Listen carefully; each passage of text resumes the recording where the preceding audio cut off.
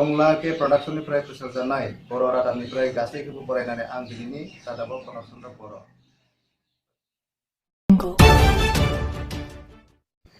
दानिया खोनासंदो दिनैनि गाहाय रादाब। दुलाराय बर' फरायसा खौसे आफादा 2019 मायथाइनि HLC आनजादाव गोबांसिन नाम्बार लाना उथ्रिनाय बर' बिजोंनि टपार फरायसाफोरखौ 14थि कमल कुमार ब्रह्म देरहासार बान्थाजों दिनै बरायबाय। नेपाल हादराव मेगन नुयै बर' मेसे सिख्ला सासेया मेथाइ खनै खनै बिबायना जिउ खुंदों। लोकसभा बिसायख'थिनि फिथाइखौ फैगौ 2019 मायथाइनि 23 मे खालि फोसावगोन। दानिया फैदो आबुं रादाबाव। दुलाराय बर' फरायसा खौसे आफादा 2019 मायथाइनि HLC आनजादाव गोबांसिन नाम्बार लाना उथ्रिनाय बर' बिजोंनि टपार फरायसाफोरखौ 40थि कमल कुमार ब्रह्म देरहासार बान्थाजों दिनै बरायबाय। बे बरायनाय हाबाफारियाव आफादगिरि मासिफोर आजावना बर' फरायसा आफादनि आफादगिरि प्रमद चन्द्र बर'आ सामलायलाङो। बरायनाय हाबाफारियाव गिबि UPSC-आव उथ्रिनो हानाय फोरमान ब्रह्म बिथांखौ बरायग्रोयो। बिनि उनाव फारियै टपार फरायसाफोरखौ बरायो। खाफाल गोनां गोबाव बोसोर जोंनि फरायसाफोरा नाजाबोबाय थानानैब्लाबो UPSC-आव नांगौ बादि उथ्रिसारनो हायाखैमोन। देग्लाय 2019 मायथाइया क'क्राझारनि सासे आरो गुवाहाटीनि सासे बे सानै फरायसाया UPSC आनजादखौ उथ्रिसारनो हादों। बे फरायसा बिथांमोनखौबो जों बरायनाय हाबाफारि लादों। गिबियाव जों UPSC उथ्रिसारनाय फरायसा बिथांमोनखौ जों बिथांखौ बरायग्रोगोन। जोंनि दुलाराय बर' फरायसा आफादनि मानगोनां आफादगिरि सानै फरायसाया जोंहा UPSC उथ्रिसारनो हादों। रायजो राजा नोंथांमोननि गोबारै आखाइ खबना होनो थाखाय फोरमान ब्रह्मनि थाखाय साबायखर बावबाय। जों बरायदों फोरमान ब्रह्म। देग्लाय UPSC दुलाराय भारतआव बिथाङा 429 रेंक मोनदों। दा जोंनि थाखाय जोबोद खाफाल गोनां। 2010-2010 मायथाइनिफ्राय दुलाराय बर' फरायसा आफादा UPSC रेंक उथ्रिसार जोङो जेबो बरायनो हायाखै। जोङो साइटेसनजों लोगोसे आर'नाइ आरो जोंनि मुगानि साखि गासैखौबो गोबारै आखाइ खबना होनो थाखाय खावलायनाय जाबाय। फोरमान ब्रह्मनि थाखाय गोबां आरो बर' फिसाफोरा बेबायदि उजिबावथों जों साबायखर बावबाय। जों हांख्रायनाय बादियै देग्लाय UN एकाडेमि क'क्राझारनिफ्राय खनसे आखाइ खबना होनो थाखाय खावलायनाय थाबाय। बिथांजों फैफानाय बिथांनि बिफा दिनेश बरगयारी आरो जयसना बरगयारी बिथांखौबो आं जौस्रां बिथाङा दुलाराय आसामाव बर' बिजोंनिफ्राय बयनिफ्राय बांसिन नम्बर मोननाय बिथाङा रिजु बरगयारी, बिफा मुस्लिम दिनेश बरगयारी, बिमा जयसना बरगयारी UN एकाडेमि क'क्राझारनिफ्राय आखाइ खबना होनो थाखाय आं खावलायनाय थाबाय। आं गोबावदों जोंनि दुलाराय बर' फरायसा आफादनि आफादगिरिया जोङो साइटेसनजों लोगोसे खनसेनि थाखाय जों 5,000 स्कलारशिप उपेन्द्रनाथ ब्रह्मनि गांसे जिउ जारिमिन बिजाब मुगानि साखि एबसुजों बरननाय बिजाब कमल कुमार देरहासार मोनगिरिफोरनि जे जों एबसुआ बिजाब बानायनाय आरो एबसु इन दा निउज आरो कमल कुमार देरहासार बान्थानि जे जोङो खाथा बानायनाय बेजों जों बेखौ फरायसानो जों गथायबाय। गथायदों जोंनि दुलाराय बर' फरायसा आफादनि मानगोनां आफाद मेदामखौ सिगाङाव फैनो थाखाय खावलायनाय थाबाय। देग्लाय 14थि कमल कुमार ब्रह्म देरहासार बान्थायाव 10थि मानसि सानैयाव आवग्रिनो हादों। सासेया हरेन्द्रनाथ मोसाहारि, बिफा फागुन मोसाहारि। बिथाङा UN एकाडेमि सिमेन्सापुरनिफ्राय ML आव 96, इंलिसाव 82, जेनेरेल मेथामेटिक्सआव 96, जेनेरेल साइन्सआव 83, ससियेल साइन्सआव 90, एडभान्स मेथामेटिक्सआव 86, गासै 533, 88.83% मोनदों। हरेन्द्रनाथ मोसाहारिनि थाखाय आखाइ खबनायनि थाखाय खावलायनाय थाबाय। जोङो आर'नाइजों लोगोसे साइटेसन 5,000 रां उपेन्द्रनाथ ब्रह्मनि जिउ जारिमिन बिजाब मुगानि साखि कमल कुमार देरहासार बान्थानि मोनगिरि बिजाब कमल कुमार ब्रह्मनि जि खाथा एबसु इन दा निउज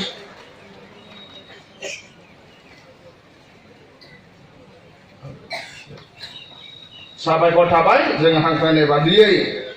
फैनायनि थाखाय हाजाव फैनायनि थाखाय फरायना बिना बसुमतारीनिसिम आरो बिफा अबिनाश बसुमतारी, बिमा रिना बसुमतारीनिसिम आरो बिफाबो फैदों मुस्लिम गणेश्वर नार्जारी आरो बिमा जयमा नार्जारी UN एकाडेमि क'क्राझारनिफ्राय आखाइ खबनायनि थाखाय खावलायनाय थाबाय। बान्थाखौ होदों जोंनि दुलाराय बर' फरायसा आफादनि लेङाइ आफादगिरि दिपेन बर'। दा जों फरायसानोबो आर'नाइजों लोगोसे साइटेसन 5,000 रां उपेन्द्रनाथ ब्रह्मनि जिउ जारिमिन बिजाब मुगानि साखि कमल कुमार देरासार मोनगिरिफोरनि बिजाब आरो कमल कुमार देरासारनि जि काटा आरो एक्सुएन्ट निउज बेजों जोङो फरायसाखौ साबायखर थाबाय जों हांख्रायनाय बायदि बाहागो लाफैनायनि थाखाय आरो बान्थाखौ होनायनि थाखाय जोंनि मानाव गेदेर बर' फरायसा आफादनि आफादगिरि प्रमद चन्द्र बर'आ दिनै खौरांगिरिफोरनि सिगाङाव मोगा-मोगि समाव बिथाङा बुङो दि ब्रह्म देरासार बान्था 14थि भेलुआव बेखौ बिलाइनो थाखाय दुलाराय बर' फरायसा आफादा बेवहाय हाबाफारि लादों आरो बेवहाय गाहाय आलासि महरै झारखन्डनि टाटा स्टिलाव खामानि मावग्रा सासे आइजो स्मिता आगरवाला बाहागो लादों आरो बेजों लोगोसे गोबां आलासि बेवहाय बाहागो लादों जे देग्लाय बोसोराव मेट्रिकनि रिजाल्टआ जों आसा खालामनाय बायदि जायाखै बिनि थाखाय जों बयबो दुखु मोनदों थांनाय बोसोराव 16,000निख्रुइ बांसिन बर' फरायसा फरायसुलिया मेट्रिक आनजादाव फार्स्ट डिभिजन लाना उथ्रिसार जादोंमोन नाथाय देग्लाय 1262आल' फार्स्ट डिभिजन मोननो हादों आरो थांनाय बोसोराव सासेया आसामनि टप 10आव मोननो हादोंमोन नाथाय देग्लाय रावबो मोननो हायाखै एबार बर' बिजोंनिफ्राय हाइस्ट पार्सेन्टेज जि मोननो हादों बियो 94% नाथाय आसामाव टप 10नि जि लवेस्ट बे जाबाय 97%। दा बेनिखायनो देग्लाय जोंनिफ्राय रावबो फरायसाया टप 10आव हाबनो हायाखै नाथाय जोंहा फासयनानै थानांगौनि जेबो खोथा गैया बर' बिजोङा जोबोद गाज्रि अबस्थायाव दङमोन नांगौ बायदि फोरोंगिरि गैया लेखाफ्रा सम बायदि मोना फरायसालिनि अबस्थाफ्रा मोजां नङा दाबो गोबां गुदि फरायसालि दङ जेराव सासेल' फोरोंगिरि गोबां फरायसालियाव फोरोंगिरियानो गैया बेबायदिबो थासारि दङ बिनि गेजेरजोंबो जे बर' बिजोंनि जि सोलोंथाइ बियो लासै लासैनो जौगाबोदों बेनि थाखाय जों बयबो गोजोननायखौ लानो हायो दुलाराय बर' फरायसा आफादा 2007 मायथाइनिफ्रायनो सोलोंथाइनि सायाव गोख्रोङै खामानि मावदों 2006 मायथाइयावबो जागायजेनदोंमोन नाथाय 2007निफ्राय गोख्रोङै खामानि मावबोदों आरो दिनै बिनि फिथाइखौ जोङो लासै लासै मोननो हादों आं बेवहायनो खावलायनो नागिरो जे बर' बिजोंखौ जौगाहोनो थाखाय जोंहा बर' थुनलाइ आफादाबो नाजागासिनो दङ गोबां जेंनाफोरखौ फोजोबनो थाखाय नांगौ बायदि मास्टार थिसननो बायदिसिना खामानि मावदों आरो बेजों लोगोसे आं खावलायनो सानो बर'नि गुबुन माहारि आफादफ्राबो सोलोंथाइनि सायाव गोख्रोङै खामानि मावनायनि सम सफैबाय आइजो आफादानो जाथों एबा NGOआनो जाथों बयबो सोलोंथाइयाव गोख्रोङै खामानि मावनांगौ BTC एरियायाव जोंहा गावनिनो सरकार दङ हिसाबै BTCआव जे सोलोंथाइया जौगाथारनांगौ BTC ओनसोलाव मानोना BTCआ मोनसे लेजिस्लेटिभ काउन्सिल बेवहाय गावहानो माखासे बिथांखि लानो हायो नाथाय BTC सरकारा नांगौ बायदियै बिथांखिखौ लायैनि थाखाय BTC ओनसोलनि फरायसालिफोरनि अबस्थायाबो जोबोद गाज्रि जानानै दङ फरायसालिफोरनि अबस्थाया गाज्रि सोलोंथाइनि अबस्थाया गाज्रि दा बेनि थाखायनो BTC सरकारखौ आं खावलायगोन जे फैबाय थानाय समाव बिथांमोना सोलोंथाइयाव जिखिनि बाजेट हमो बे बाजेटखौ एसे बारायनांगौ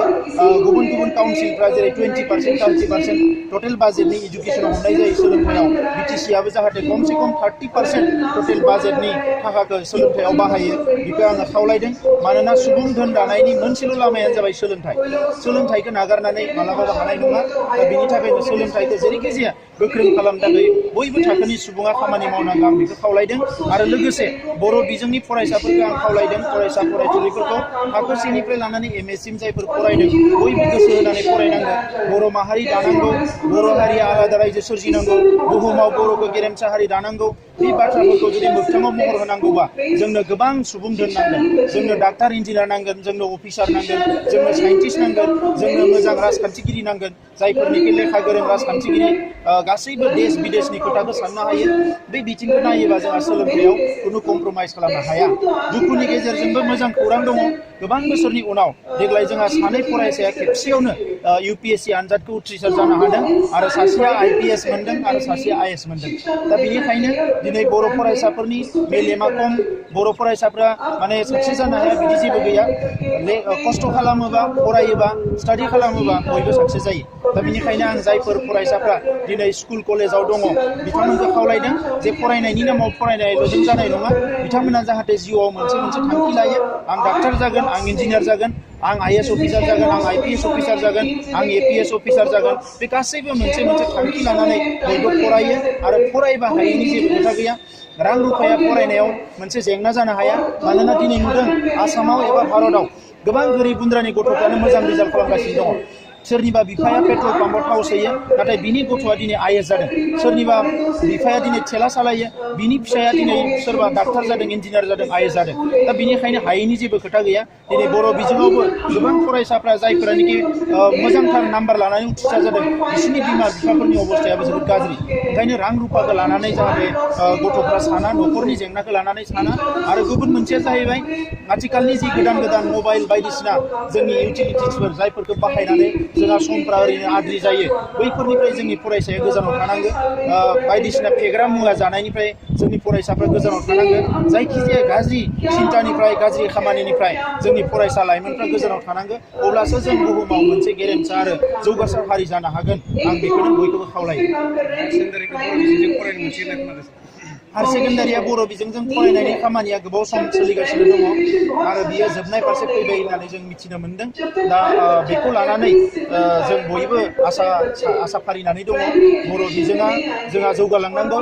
हायार सेकेन्डारिसिम जानांगौ बिनि उनाव डिग्री जानांगौ बिनि उनाव MA सिम जानांगौ मानोना सोरबाया बुंनो नागिरदों जे बर' बिजोंजों फरायनानै जौगासार जानो हाया सोलोंथाइ लानायाव बिजोङा जेबो माने दाय गैया मुलुगाव गोबां जौगानाय हादोरफ्राव दिनै गावसोरनि जि बिजों बियो बिमा रावनि बिजोंसो दिनै चाइनाखौनो होन करियाखौनो होन जापानखौनो होन गावसोरा बिमा रावनि बिजोंखौ लानानै बयबो जौगासिनो दङ ओंखायनो जोंनि बिमा रावखौबो जोङो जेरैखि जाया जोंनि मिडियामाव इनस्ट्राकसन खालामनानै लानो हायोबा गाबोननो जेला मोजां मोजां साइन्सनि लेखाया गाबोन मोजां मोजां माने मेडिकेल साइन्सनि लेखाफ्रा मोजां एस्ट्रन'मिनि लेखाफ्रा मोजां इन्जिनियारिंनि लेखाफ्रा बर'आव ट्रेन्सलेट जागोन बर' फरायसाफ्रा मोजाङैनो बेखौ बुजिनो हागोन आरो इन जेनेरेल रायजो राजाफ्राबो बेखौ मोजाङैनो बुजिनो हागोन स' जोंनि अभारअल जौगानाय सोरगिदिं जौगानाय सोलोंथाइ जौगानाय गासिबो सोनारो जोंनि सोलोंथाइनि सायाव आरो सोलोंथाइनि बिजोंनि सायाव ओंखायनो बर' बिजोङा जेसेबां हायो गोजौसिम थांनांगौ जोङो बेखौ लुबैयो बेखौ लानानै गोनो गोथो साननांगौ जेबो गैया दिनै माखासे गार्जेन नुदों जे गुबुन बिजोंफोरनि सायाव गोबां फोथायनाय मोनसे एट्राकसन फैनायखौ नुनो मोनदों आरो गावनि बिजोंनि सायाव बिथांमोना गोहैलो साननाय एबा माने दुर्बल मोनसे साननायखौ जों नुनो मोनदों नाथाय बिनि थाखाय बिजोङा जेबो दाय नङा दा बेनि थाखाय बिजोङा दाय नङा ओंखायनो जोंनि बिजोंखौ जों फोथांना दोननांगोन अब्लासो जोंनि रावा थांनानै थागोन जोंनि थुनलाइया थांनानै थागोन जोंनि हारिमुवा थांना थागोन गासैबो थांनानै थागोन अरुणाचलाव MLA बियो जोबोद दुखुनांथाव जादों अरुणाचलाव MLA बिनि फिसाला बिनि PSO आरो गासै 16 सुबुङा थैदों होननानै जोङो खोनानो मोन्दों बेबायदि थासारिया दिनै भारतबर्षआव दंबाय थायो आरो गोबां सान बेबायदि जायाखैमोन नाथाय गोदानै अरुणाचलाव जि जाथाय जादों बियो बयखौबो समखि होदों आरो बियो दिनै इलिगेल जिथु वेपन जि हाथियार लानानै आयेन बेरेखा हाथियार लानानै सोमावसारग्रा खामानि मावग्रा मानसिफोरनिनो बे मावनाय आरो बेखौ जोङो दुलाराय बर' फरायसा आफादा बेखौ जोङो निन्दा खालामो बेखौ जोङो कन्डेम खालामो जाहाथे बेबायदि जाथाया इयुनाव जाया आरो बियो जादों भारत सरकारनि जा पलिसि गैयिनि थाखाय जोंनि रायजो सरकारफोरनि जेबो बिनि सायाव बिथांखि गैयिनि थाखाय जोङो गोबां समनिफ्रायनो दाबि खालामबाय थादों जे जायफोरा दिनै हाथियार लानानै सोमावसारदों बिथांमोननि जेंनाखौ थाबनो सुस्रांनांगौ आरो गोजोन थासारिखौ दानांगो आयेन बेरेखा हाथियार गैयै मोनसे समाज दानांगो बे दाबिखौ जों खालामबाय थादों नाथाय दिनैसिमबो भारत सरकार आरो आसाम सरकार एबा रायजो सरकारफ्रा अरुणाचलानो जाथों बा नागालेण्डआनो जाथों बे रायजो सरकारफ्रा जेबो बिथांखि लानो हायैयाव बेबायदि थासारिया दाबो जाबाय थानो खाबु मोनदों आरो बेखौ जोङो कन्डेम खालामो आरो सरकारखौ दाबि खालामो जे थाबैनो बे जेंनाफोरखौ सुस्रांनायनि थाखाय सरकारा बेबस्था लानांगो आरो MLA बुथारनायाव जायफ्रा आखाइ दङ बिथांमोनखौ हमनानै साजा होनांगौ जोङो बेखौनो दाबि खालामो जितु बड' स्टुडेन्टफ्रा टप 10 आव थांबाय पास खालामबाय बिथांमोननि सायावहाय बरायदों कुमार ब्रह्म बान्था जायफोरा गुबुन बिजोंजों फरायनाय बर' स्टुडेन्ट बिथांमोननि सायाव नोंथांनि मतामतआ मा गुबुन बिजोंजों फरायनायफोरखौ जों बरायाखै मानोना जोङो मोनसे माहारि आफाद हिसाबै जोंनि हारिनि थांनाय थैनायखौ लानानै जोङो सिन्था खालामदों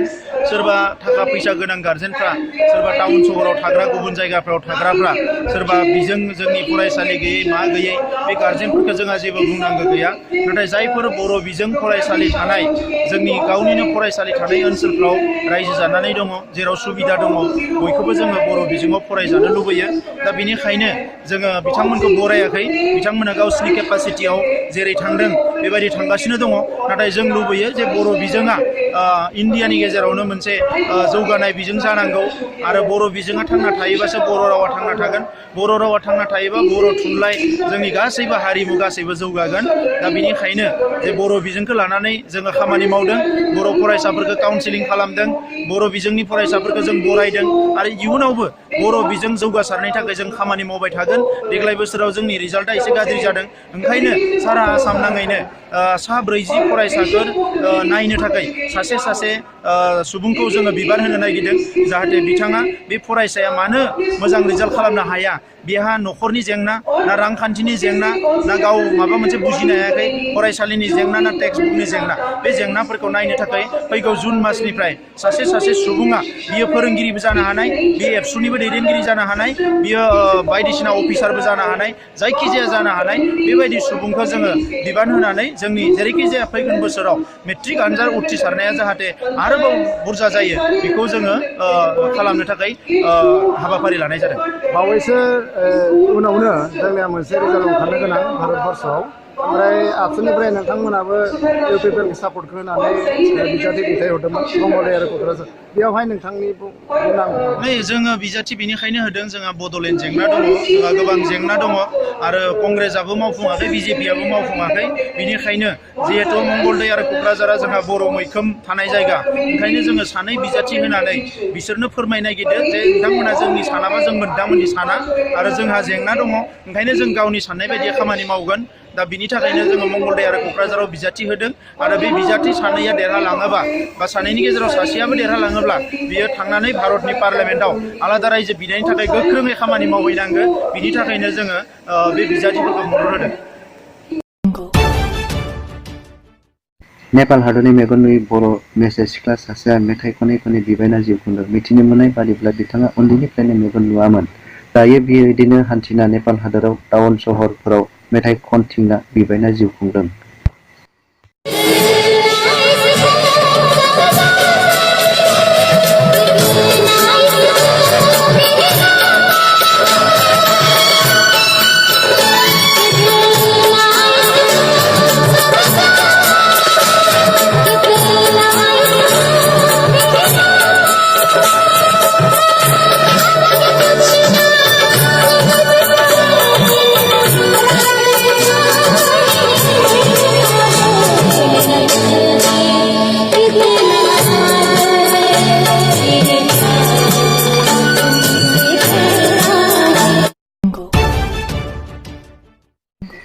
लोकसभा बिसायख'थिनि फिथाइखौ 2019 मायथाइनि 23 मे खालि फोसावगोन।